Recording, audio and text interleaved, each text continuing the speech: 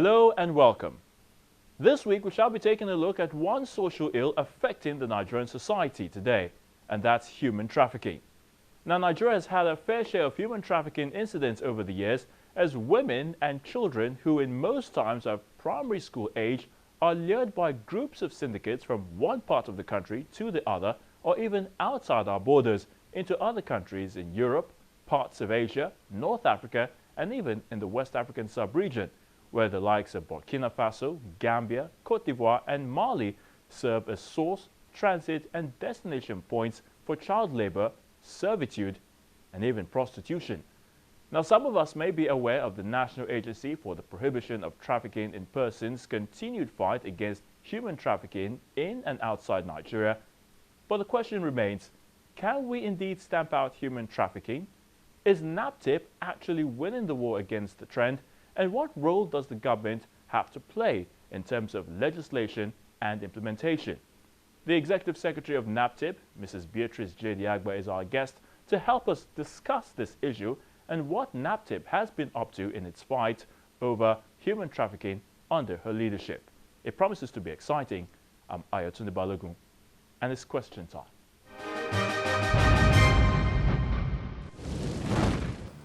Mrs. Beatrice Jeddy-Agba, you're welcome to Question Time. Thank you very much for having me. Now we're looking at the National Agency for the Prohibition of Trafficking in Persons and Other Related Matters. Well, that's quite a mouthful for me. Well, NAPTIP for short.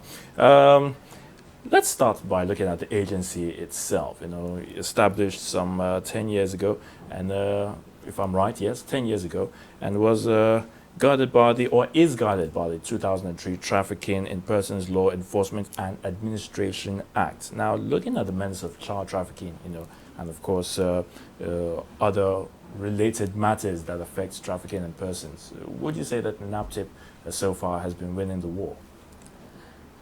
Well, I would say that NAPTIP has made quite an impact on the menace of human trafficking in Nigeria. Winning, no, I think it would be unfair to say that. That would, of course, underestimate the magnitude of the problem in Nigeria.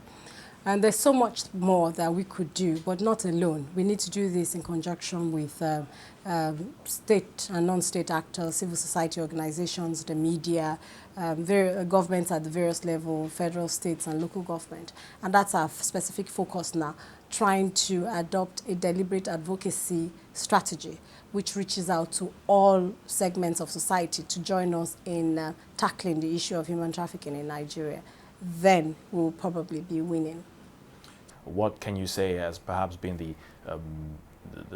main thing, personally speaking now, for you that you would really love to see get tackled?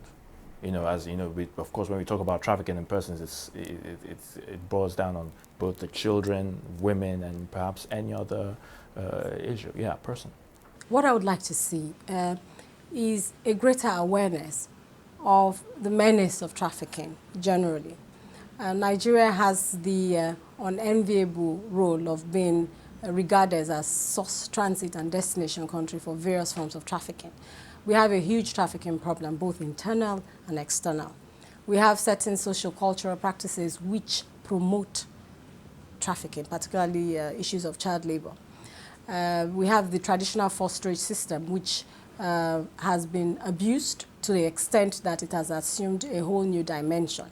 We have the external trafficking, and what I would like to see is, as I said, a greater awareness of the impact on the nation as a whole.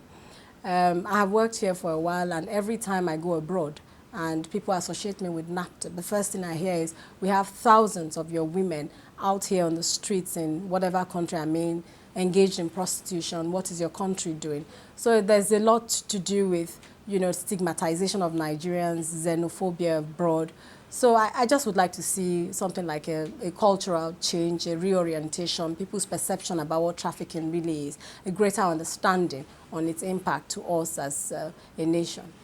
Now, we hear of prescribed penalties of 5 years imprisonment and, of course, probably a fine of about $670 for labor trafficking. Do you think that is appropriate? Well, that's one of the issues that we're tackling in proposed legislation, which is before the National Assembly. The prescribed penalties under the law as it is now, both the 2003 and its amendment in 2005, are inconsistent in terms of severity, and wasn't enough to serve as a deterrent. So what NAPTIP is trying to do now is to try to standardize sentencing and to ensure that sentencing or imprisonment is mandatory for convicted offenders. And so taking into consideration the magnitude of the crime on the human person, on the psyche of the human person, we would like to ensure that all convicted traffickers are indeed sent to jail. 5 years is just the very basic minimum.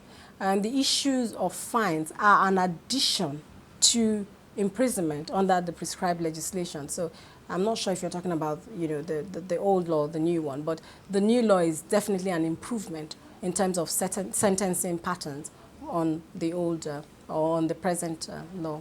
The issue of rape, and other violent crimes against women, and of course children, that has also been on the increase, of recent. I would just like to find out what exactly is NAPTIP doing to curb that. Well, it's such a huge challenge for me personally and for NAPTIP, generally. It does appear that any kind of crimes against women is immediately associated with NAPTIP. Rape is what it is. Rape is a criminal offense, is prescribed under the penal code and other laws in existence in Nigeria, the criminal code and all that. But people just think that it's NAPTIP once it's rape or it's connected to a child, but it may not necessarily fall within the context of trafficking in persons. If you look at legislation, you need to go behind look behind the idea of the legislation and what brought it about, and it's certainly not issues of rape, which of course is condemnable, and so but it's something that doesn't fall as a trafficking offense. Of course, there's issues of rape related with human trafficking. I mean, that's standard, but the usual rape that you see in the newspaper, child abuse, it's most times does not fall within the context of trafficking, and so it's still the police that handles issues like that. So, in other words, it's more like having to deal with mainly issues that has to do with trafficking, Trafficking. Like forced prostitution and exploitative labor, yes, for children, and child labor as well. Yes, exactly. So, looking at all of that, what do you think is your level of what would you say is your level of interaction with international organizations? That perhaps might want to partner with your agency and see how we can stem the tide. Well, it's very high. Human trafficking, as you well know, is a transnational organized crime. And so we have partnerships with all of the European countries, source, transit, and destination countries on how we share intelligence, operational issues, and, they provide us also with capacity building.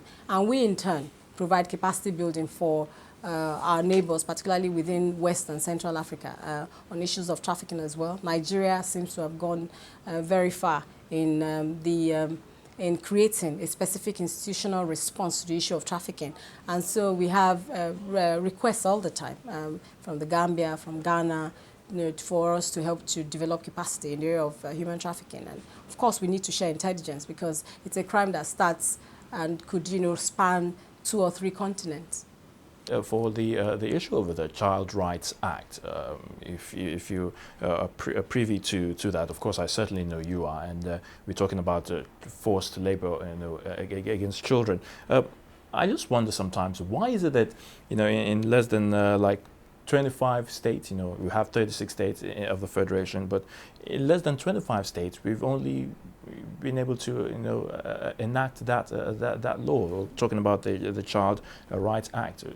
Why have we not been able to make a great milestone in that? Well, you understand that we operate in a federation, and issues of child protection and adoption is neither contained in the exclusive nor the concurrent legislative list. So at best, it's in the residual. And so the implication of that is states can and in fact do legislate on issues concerning child protection and adoption. But what the federal government tries to do through the Federal Ministry of Women Affairs is try to coordinate all the states and ensure that all of the laws, child rights laws, are in material with the Child Rights Act, which is in operation in the Federal Capital Territory. And then there's also an engagement process, which I know that the Honorable Minister of Women Affairs has been very passionate about, trying to engage the other states who are yet to enact the law to, try to do so. And for those who have actually enacted the law, to actually begin to take steps to implement it. And I think that would, in fact, bring down the extent of child labor that you see on the average Nigerian, in the average Nigerian city. Actually, implications, if we fail to really make sure that the Child Rights Act, spreads across the 36 states. Well, as I said, we're running a federation. Of course, issues about child abuse, rape, has already been criminalized in other statutes. But specifically issues of adoption, welfare of the child, and ensuring that children are kept out of dangerous conditions, and then children are children as they are children. They don't marry, below a certain age, and their future is assured, and their developmental potentials are assured, and they are able to achieve it. Then it would be in the best interest of the child for all the states in Nigeria to enact and actually implement the Child Rights Act. But having said that, as I said, it's something that each state has a discretion whether or not to legislate on, and the extent to which they will legislate on that. But as I said, the Honorable Minister of Women Affairs has been working very seriously, and if you find that in the states where it actually has been enacted, they are in pari material with each other, meaning that the laws are consistent, which I think is a major milestone. It's very significant that most of the states actually adopt the same measures, the same steps are taken. What is criminalized in Lagos is also criminalized in Akwa Ibom and all of that. And I think that's significant. And 25 is a lot. I think we will get there. We just need some convincing here and there. Of course, we have another issue again that bothers me, and I'm sure it does to you as the Executive Secretary of NAPTIP, and that has to do with the issue of maternity homes. It's of course a criminal offense for some of these maternity homes who go about, selling babies to people. I mean, sometimes you wonder, how actually did we get to that stage? Yeah, I wonder that as well. Yes, of all the crimes I've come across with, that's probably the most appalling. Having said that, NAPTIP is working very closely with the police to try to check that. I understand it's on the rise in the southeastern part of the country, and of course in other parts of the country. I don't even know how I got there. It's something that crept on everyone. And then every time everyone says NAPTIP has to intervene, to be honest, when the Trafficking in Persons protocol was came about, it was not as a result of issues relating to selling of babies to childless couples or perhaps even to ritualists. And so this wasn't something that we had anticipated. But the child rights laws and the Child Rights Act has clearly anticipated this, and they have criminalized this in all of the places where they have been passed. The problem then is that of implementation, oversight by the state ministries of women affairs. People get licenses all the time to run not adoption homes, motherless babies homes. But I don't know how it turned to homes for pregnant women. And so you have homes springing up somewhere. You have 10, 15, 20 pregnant women. And the excuse is standard. They have been thrown out of their homes and they have nowhere to go to. And there comes this lady who pretends that she's going to assist them, through delivery and take them through vocational training of a sort. And then we started having issues of people actually selling the babies. As I said, it's something that NAPTIP delved into very seriously, particularly in the Southeast, but we were not very successful in terms of convictions in court. The reason is, for most of those cases, we found, for some, and that's not to say in all situations, that there was some level of complicity by the mothers of the children, which then removes the element of exploitation from the entire transaction. And for trafficking, there has to be the act, the means, and the exploitation itself. And if you cannot prove exploitation, then you can't get a conviction.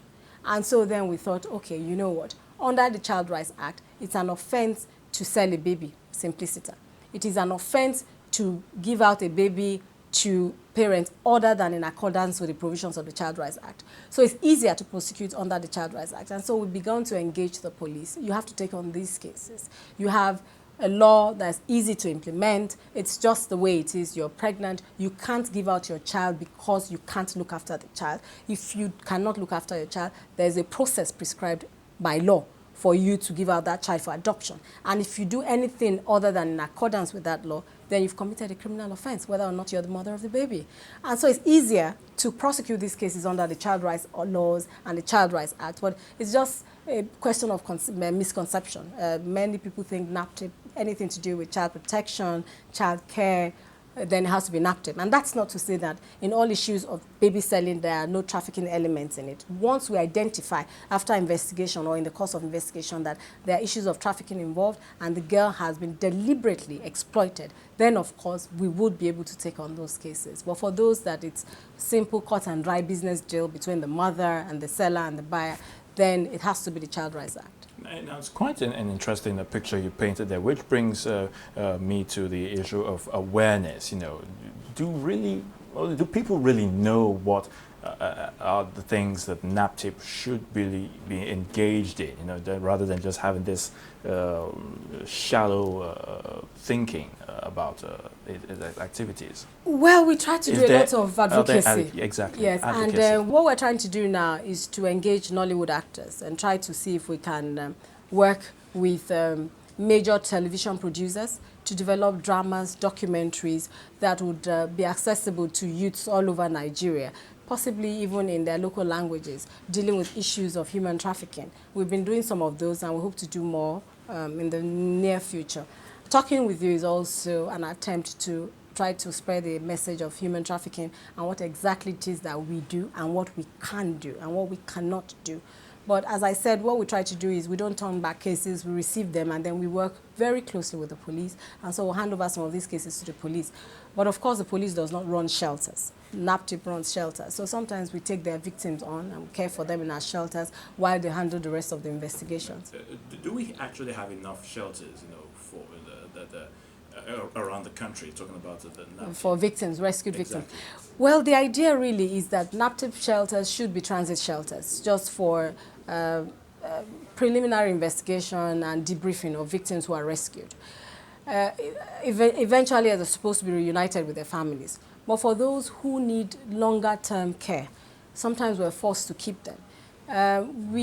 Most state governments have shelters, maybe for children who have been abused or children who have no homes, but not the kind of shelter you would like to see for rescued adult victims of human trafficking who have no families or who have nowhere they can actually seek protection. And so those are some of the issues we're trying to deal with now. We spoke with we addressed National Economic Council, and the states agreed that there was a need for them to work closely with NAPTIP on issues of protection and prevention of human trafficking. And so for protection, we're trying to encourage state governments to build shelters which NAPTIP can access and return victims from who are citizens of the respective states, where they can also get the benefits of a full range of services, including vocational training, counseling, and reintegration services. Now, I still want to take you back to the issue of the forced prostitution. Of course, we know that we have several cases, you know, outside our shores, especially in European countries. We even hear of talk now. It's even spread into some of the countries, perhaps in the Middle East now, some of the Arabian countries. But I'm even particular again about the one that even happens within, you know, the West African sub-region, which is another issue that we're dealing with right now. So far, how has the agency been able to, you know, address this? Yeah, that's actually the shame. We have received reports that there are thousands of Nigerians all over West Africa engaged in forced prostitution in Burkina Faso, in Ghana, in Mali, in Togo, in Niger, in Republic of Benin. And the first thing that comes to your mind is those are countries that are possibly poorer than Nigeria. Their per capita income is lower than Nigeria, so what are they doing there? But it's all about profit, ruthless and brutal exploitation of young, innocent people who have been deceived to such situations. I'm not aware that any Nigerian would be told that he would be taken to Mali or Burkina Faso for prostitution, and he would say yes. And the story is the same. We've done some rescues in some of these countries, and the story is the same. They come to their villages and they pretend to be very successful in those countries, doing businesses such as working in salons, they run factories. There was a girl who I met, and she said she was working in a salon, and this lady came to her. She was in the village and said to her, how much do you earn? You could make much more, about 3 or 4 times this working in, my mother has a salon in Côte d'Ivoire, and, you know, they pay so much, and, you know, and for every person who's not properly educated, Côte d'Ivoire is abroad. It's not Nigeria, so it's abroad. And so you imagine that you probably can earn maybe 4 or 5 times what you're presently earning. And so they actually encouraged her to buy materials for hairdressing and asked her to take additional training in, you know, hairdressing so that she would be qualified to work in the salon. And she was very grateful for that. And then when she was about to leave, she was told, you know what, you know, this trip is very expensive and we have issues with immigration and there's so many people who want to go. But, you know, you need to promise that you would pay me something back, you know, when you get there, because you're going to be so successful, you forget about me. And the girl says, of course I won't forget. And he says, okay, you just need to go and swear that you would never, you know, disappoint me. And that's when the oath-taking ritual comes in. At the time, the girl just thinks they're just getting a commitment from her, even though in spite of the fetish practice, that she would pay back the money that was used or the expenses incurred in ferrying her across the borders. And then when they get to destination, then the exploitation starts.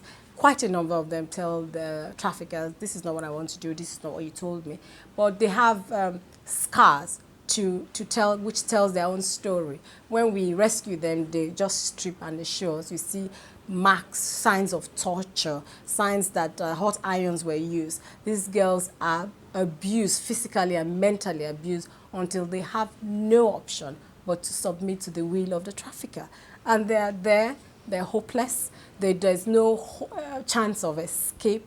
They're closely monitored. They have enforcers there at transit points and destinations. And so these girls are closely monitored. So you find girls who have been in such situations for 2, 3, 4 years. Some die on the way, some die in the process. For the trafficker, it means nothing. You just go back to Nigeria, to some obscure village, and harvest another batch of 20 girls. Even if 10 die on the way, it's just like a business risk.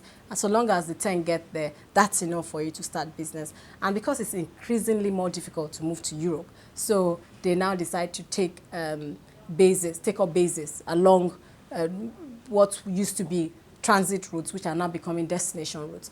But you don't forget that you probably can get 10, 20 girls across to Italy, but to Mali or to Burkina Faso, you're likely to be able to get 50, 60, 70, 80, 100 girls. So it adds up. The turnover is higher. There are more girls working for you, and all it's about is money. So the more girls you have and the more money you have, and the younger the girls are, the more likely they are to be extremely submissive and not to have any chance in hell of running away. So it is a big issue, and it's a shame because Nigeria is so big in the sub-region, and then you have all your citizens along these countries, and they're working in prostitution. It does appear as if the government doesn't care.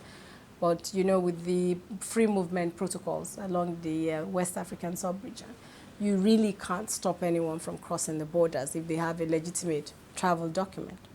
Which in most cases they sometimes do. Sometimes they do. Sometimes they follow irregular routes. You know that Nigerian borders are so many, and we can't man every single inch of the border. Sometimes the immigration service intercepts some victims and send them back, but then the next day they turn around again and then off they go. All right, let's just hold your thoughts for a moment and just take this quick break. And when we come back, we shall continue with our discussion. It's your question time on Channels Television. Mrs. Beatrice Jeddy-Agba, Executive Secretary of NAPTIP, is our guest and is still here with us. We'll have more after this. Stay with us.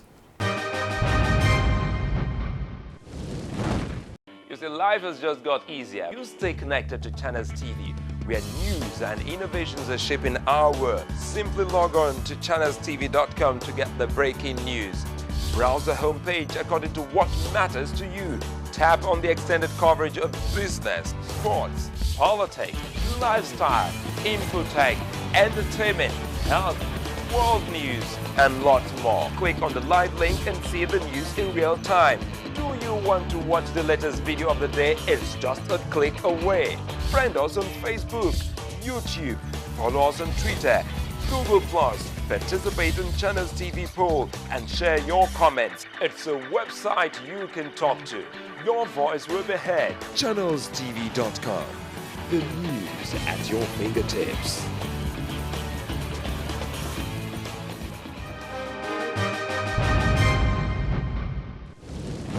Welcome back. It's still question time on Channels Television, and our guest, the Executive Secretary of NAPTIP, Mrs. Beatrice Jeddy-Agba, is still here with us. Now, let's move on in our discussion. Of course, we've talked about the rather unfortunate incident of, trying to get some of these girls in these West African countries that you talked about, try to rehabilitate them. They come back. Some of them end up going back, and it just keeps going back and forth.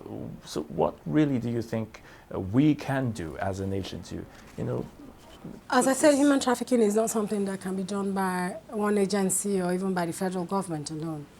It's something that we all have to try to collectively tackle in order that we can address it consistently. And but provided many people do know exactly what the issues are. Oh, yes, of course. And that's why I said NAPTIP is adopting a deliberate strategy of advocacy.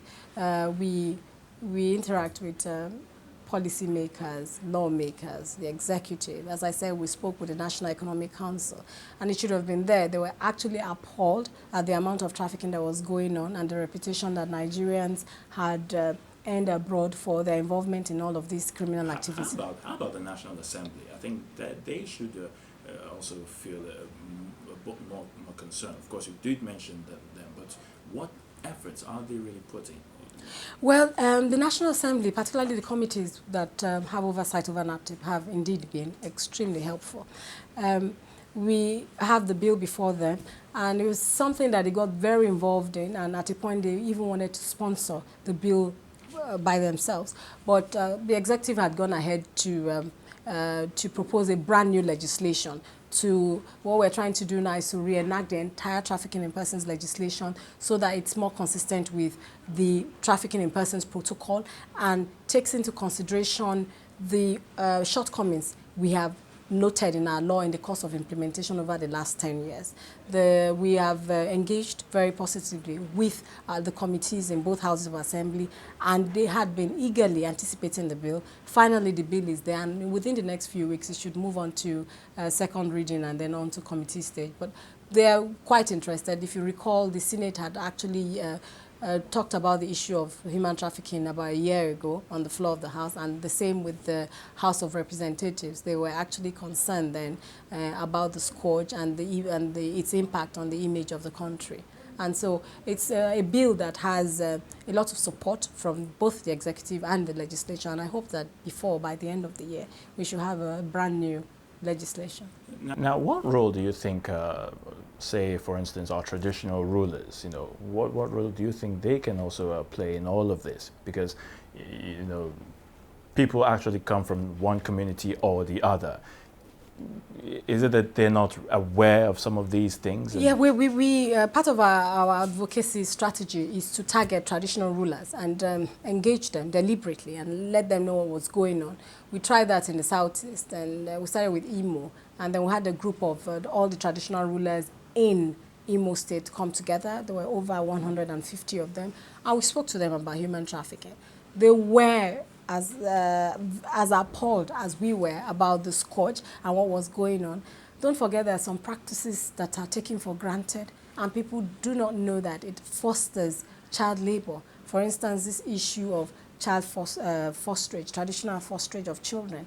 You live in Lagos and you take children from the rural areas to foster, and you promise to, give them a better chance in life by providing them with education. And then once the child gets to your home, you start to abuse and exploit that child. And the child is worse off than he was or she was when she was with her poor parents in the village. At least then she had time for rest, time for leisure. She had access to education, she had access to food, and she had a right to be a child, which is you have time for rest and leisure. You could play when you wanted to. You could be lazy when you wanted to be lazy. But when the child comes to town, the child is deprived of education, the child is physically and mentally abused, the child is expected to serve a family of 15, 18, sometimes adult children and adults. The child wakes up about 4 to 5 a.m. and the child works all hours. And even when the child is given the chance of going to school, the child is late to school. Don't forget the child has been up since 4 o'clock. The child comes back early from school. He doesn't have time for homework. He continues to serve the family. He's the last person to sleep in the house. That's a classic case of child abuse. And those are the kind of things that, these are perception issues. People have to change their attitude towards just giving out their children. So parents have to realize that they must take responsibility for the children that they bear, and that government can only do so much. They can't, it's criminal to give out your children for labor. It's criminal to sell your children, even if it's your child. We actually have people who argue with us in the office like, it's my child, I can do what I like. And if you won't let me give out this child, tell me what you want, what you have planned for me. Are you going to send the child to school? And so it's very difficult, and a lot of people are very brazen about it. They don't even care. And they will tell you in your face that it's, it's their business. It's not your business. What has government given me? What jobs do I have? But, then it comes right back to the issue of parental responsibility. What responsibility do you have towards your child? Must your child start to be a breadwinner at 2? Did your father make you a breadwinner at 2? So you have parents who are just sheerly not quite up to their responsibilities as parents. And they also compound the problem of child labor in Nigeria. All right, let's talk about the issue of training, for the staff, the operational staff, because I know they have to really be up and doing to enable them perform some of the duties or the mandates that you've been talking about so far. How well do you train your operational staff? Oh, very regularly, very regularly. We don't have a dedicated training school, but we work very closely with the state security services, and they make their training institutions available to us. The Nigerian police also has been very helpful. We use their training facilities as well for staff training. The Economic and Financial Crime Commission facilities are also used for staff development. We have specific training modules, and then the more general training for staff generally. But it's something that's priority. It's very important, and issues of human trafficking, which is quite contemporary. It's an evolving of criminality that we have to learn about, and we have to know what's going on. So of course the staff have to be constantly kept up to date with the... Now we're still talking about the issue of funding here. Perhaps you can let us into the amounts, or should I say, how well the agency is actually funded. Just give us a little idea. Well, it's that's also is a huge challenge. To be honest, we don't have enough money for what we would like to do. Having said that, I don't know how much money the federal government would give to NAPTIP that would be enough, considering the sheer magnitude of the problem. As I said, we rescue victims and we rehabilitate and counsel. There are issues like as I said earlier, about parents who say, if you're not going to help, if you're not going to allow me to sell my child, then of course you should take over responsibility for the child, and of course we can't do that. But I believe that if we work with the states and the local governments, which each person take sharing responsibility, and so if we have victims from state A or state B, after we provide the basic counseling and rehabilitation, we're able to refer them to the states, to a system that actually works and is geared to take on victims of trafficking, for them to take on and help in the follow-up to that. But that is a huge challenge. We're trying to put those measures in place and try to see if we can follow up on the promises we got from the states to ensure that they help NAPTIP in prevention and in protection. It's a huge issue, and it's something that's bogging the agency down. And, you know, it's a bit diversionary because we can't spend all of our funds on operational activity. We have a responsibility towards the victims that we rescue, and it's a responsibility that is enshrined both in the law as well as in the convention which Nigeria has ratified. So it's not something we can abdicate, and we actually are measured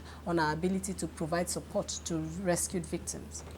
Now, Madam, since you took up the saddle as the Executive Secretary, how many people, or how many people would you say that you've been able to rescue in terms of these unfortunate stories of trafficking in persons that we're talking about here? Yeah, we've since inception, I believe NAPTIP has rehabilitated and rescued over 6,000 victims. Having said that, human trafficking is an offense that creates fear and shame in the mind of the victim, and it's bad enough having gone through what they have gone through. It's very difficult for them to accept that they should stand on a podium and actually speak about their experiences. Some do, and we have them on tape, and then we share that in documentaries and in dramas that we do. But for them to actually come out with you and speak about, there's stigmatization and there's the shame, and we have a duty to protect the identity of the victim. And so our aim is for them to reintegrate into the society and just blend with the rest of society. Having them stand on podiums with NAPTIP talking about their experience doesn't help.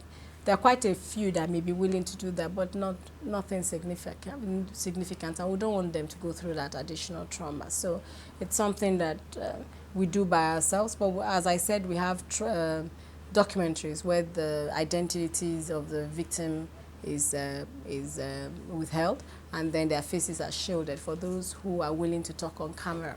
Now, of course, 10 years since the agency was established, 10 years of existence of the agency. Now, what would you say has really been the major or gratifying thing that you would say that you have achieved? Is there any cause for us to actually be celebrating, 10 years of existence of NAPTIP? I would say awareness about the scourge. That's significant. Prosecution also has been significant. We have convicted over 180 human traffickers.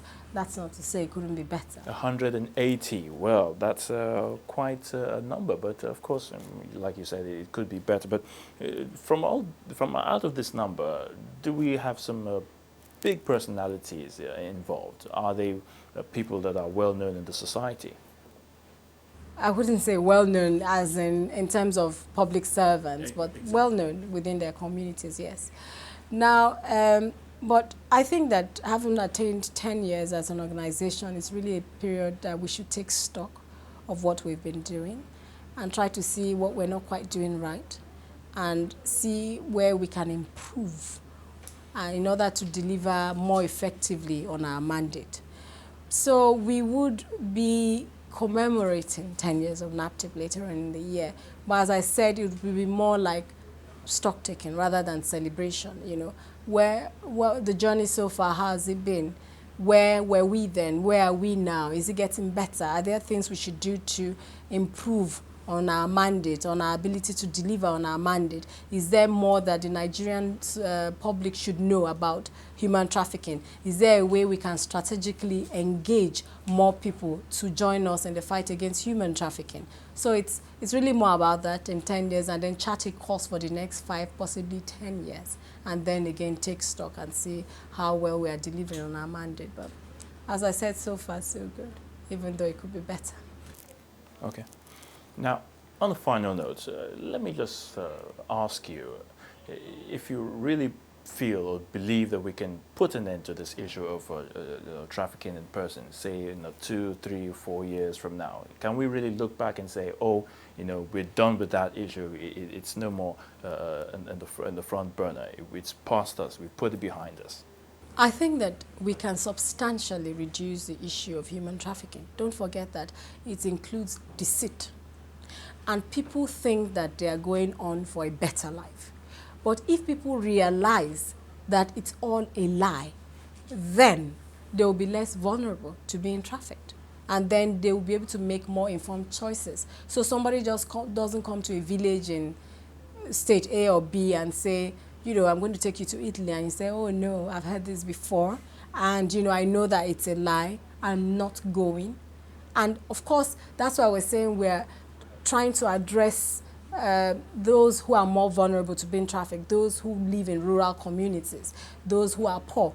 The fact that you're poor doesn't mean that you should further enslave yourself to somebody. At least you're free, and your circumstances are such that you are able to control yourself and your time, rather than to be beholden to someone for the for the rest of your life. And so I think that awareness and advocacy would definitely make a difference in the fight against human trafficking. It certainly would, particularly in relation to external trafficking.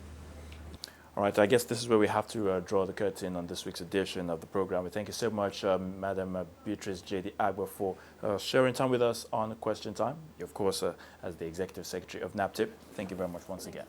We appreciate the time.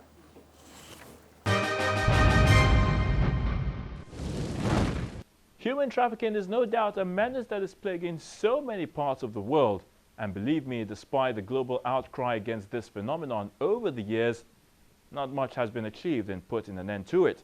Now, despite the efforts of NAPTIP, the government, the National Assembly, and indeed all concerned individuals must now rise up to the challenge by making sure that we have all the necessary laws in place to combat human trafficking, and we must ensure that the agency is even more empowered for it to enjoy a greater collaboration with other stakeholders and other countries involved in the menace. Well, that's it for now. Remember to send us your questions, comments, and suggestions to questiontime@channelstv.com, or watch us online also at channelstv.com. Till next week, I'm Ayatunde Balogun saying goodbye.